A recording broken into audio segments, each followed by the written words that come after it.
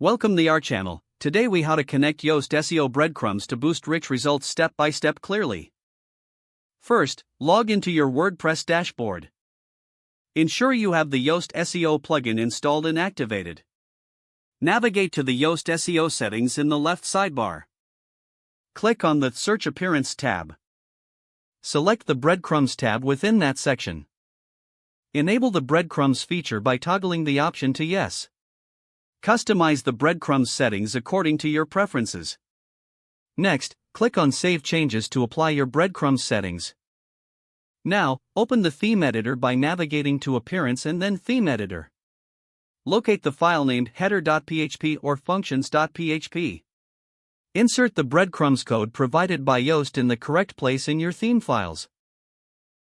This code typically looks like php yoast_breadcrumb.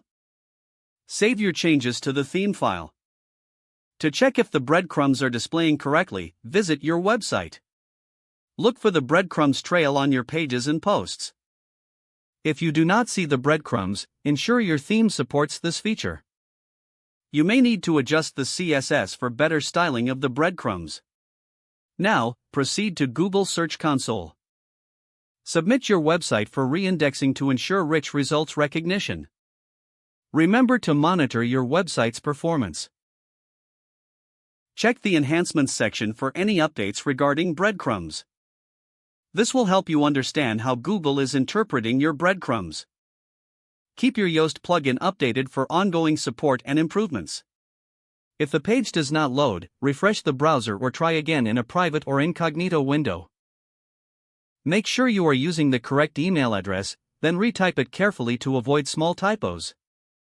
If your password is not accepted, use the reset option and create a new strong password you can remember. Check your spam folder for verification or security emails, then complete any requested confirmation steps.